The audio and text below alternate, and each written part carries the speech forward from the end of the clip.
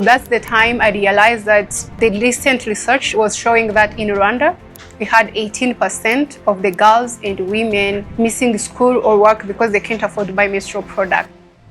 My name is Blandine Umuziranenge.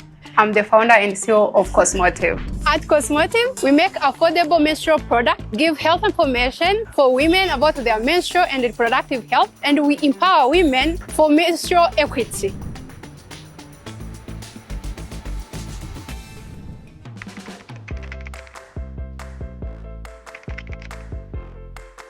We start our production process from cutting in different forms. We layer them. So these are all the pieces cut, so they come in the same form at the same time. And here we start by attaching the core material to the absorbent material. So this is the part that goes on the body. We attach it to the part that absorbs.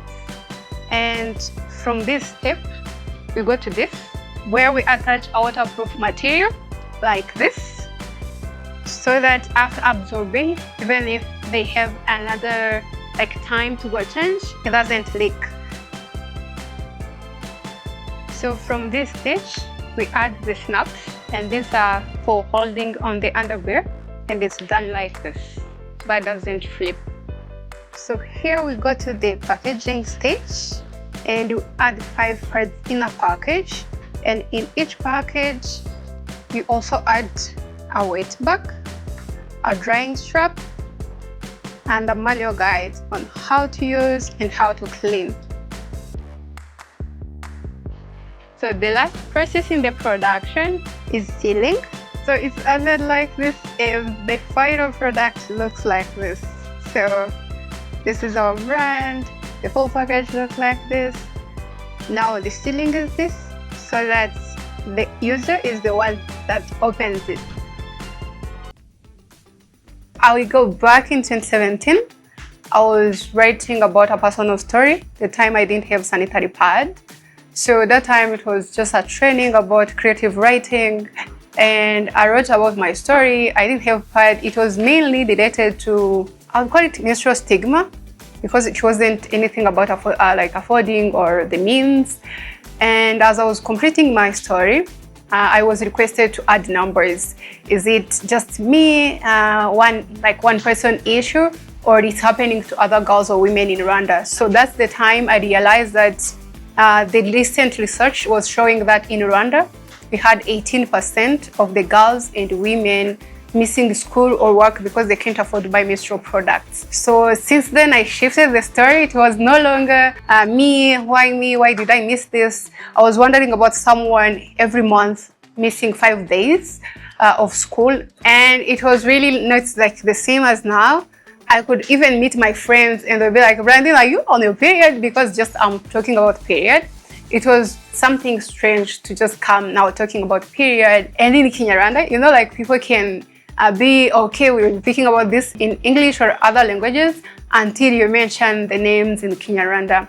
So the first thing was really that thing about the conversation being uncomfortable for the community. And for me, the confidence, it was mainly about that girl who will receive the pad. It was more about if the girl is getting a pad, it gives me a reason to come back and even break that stigma and do something beyond just talking about the issue happening. As long as with each pad we are crossing the gap, for me, I think it was mainly that confidence about if I give one pad, it will cross a gap. It will at least remove another number of someone missing school. When I started, I tried to I was just really focused on getting materials from here. But I realized that we don't have enough. We don't produce materials. So I was wasting a lot on having to prove that it's the comfort, the absorbency, and now the waterproof. I needed so many materials to be able to prove that, and at the end it was expensive. So looking at that, I have been able at least to get to the factories where they can give me the materials that are really specialized to this. And by starting, let's maximize on the number of pads that can come from 1 meter, fabric that we use. But apart from that, I think it was mainly working, like doing this locally, like leveraging all the incentives about the Made in Rwanda. We make sure that each part of the material we have here doesn't go to waste. We maximize everything from the material we get from the pads, the menstrual pads. After doing the pads, we make the nursing pads. After the nursing pads, we make like makeup remover. And after all that, we make sure that we sell the left material to all the businesses doing the staffing. So I think it's all those combined that make us save on everything and be able to give the product of, like, on a cost-effective price. We actually have so many challenges when it comes to our health. The products that I was using, the cost of those products were really not that affordable. And when I heard about Cosmo pads, I was like, maybe I should try this one because first of all, it's cost effective.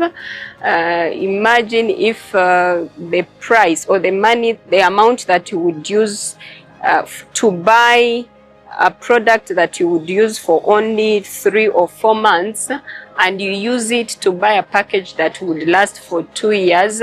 So you see the difference. We have different customers. First, I'll talk about individuals. They get pads either from the shop here, from our kiosks in remote areas, or the other retailers of our products. Those are the first customers.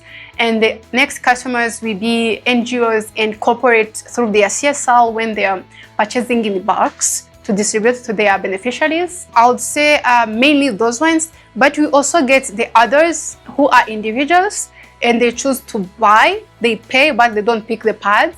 And at the end, we distribute to the others who don't afford. I think it's mainly those customers.